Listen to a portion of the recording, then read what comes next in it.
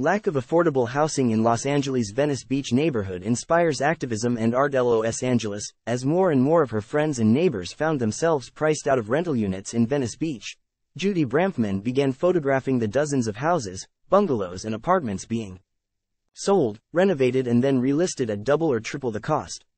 Branfman started with only the vague idea that she should be documenting the growing problem of evictions and housing unaffordability in her beloved West Los Angeles neighborhood. The writer and activist lamented that Venice, where tourists flock to the famous boardwalk and Muscle Beach, has been slowly shedding its historically bohemian vibe and becoming another enclave for the wealthy. Word spread about her photo project, and earlier this year Branfman started hosting community meetings where residents could share their experiences with evictions that forced them to move out of the area and, in some cases, into homelessness. Some people recited poems, others expressed themselves through paintings, and the more academically minded among them began compiling housing and eviction statistics. Branfman's initial notion to just shoot a few photos has culminated in an unlikely but ambitious art meets data exhibit titled, "Where Has All the Affordable Housing Gone?" It's on display through Saturday at Venice's venerable Beyond Baroque Gallery, a hub for cultural events and activism dating back to the late 1960s.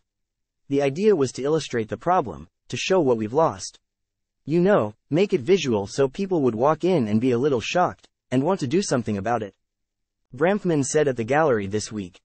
Venice became a center of the Los Angeles homelessness crisis during the coronavirus pandemic, when camps sprouted up in residential neighborhoods and along the sands. The nation's second largest city also has 46,000 residents who are homeless among the overall population of 4 million people, according to the most recent survey. The area was a flashpoint because of its visibility as a city landmark. The boardwalk attracts an estimated 10 million visitors per year. A certain edginess always coexisted with a live and let live ethos in the artsy beach community, but the widening of the wealth gap has become increasingly apparent as tech firms moved in and sleek modern homes went up. As building owners seek to bring in more deep-pocketed renters, longtime residents find themselves dealing with rent increases that overwhelm their finances. Some 80% of low-income Los Angeles renters pay over half their income toward housing costs, according to data released this week by the nonprofit Angelino Project. While Los Angeles is on track to meet certain goals for new housing set out by recent ballot measures, supply is severely behind demand, the report found. Some 3,500 housing units are at high or very high risk of losing their affordability terms, threatening to push more families into homelessness, said the report. A significant dip in affordable housing that started in 2022 post-COVID-19 continues to trend downward. Upon entering Branfman's exhibit, visitors are confronted by her photos on an enormous and detailed map depicting, block by block, many of the nearly 1,500 rent-controlled units she says have disappeared from the housing market in Venice over 2 decades. In many instances, the buildings were sold to large corporations that are increasingly buying up properties and jacking up rents. The map, and much of the exhibit, pins some of the blame for the problem on the Ellis Act, a 1985 California law that gave landlords broad authority to evict tenants in rent-controlled buildings for redevelopment, and then later list the same units at market rates. Branfman said she was Ellis acted when she was evicted from a Venice apartment in 2003. Too many tenants are afraid to fight back. And most don't know what their rights are under the law, she said. And even when tenants do file complaints against landlords, she said, the city very rarely prosecutes the claims.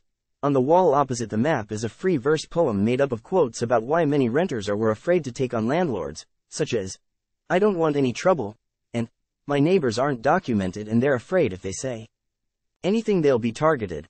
Upstairs there are paintings and mixed media figurines that the artist Sumaya Evans calls dignity dolls.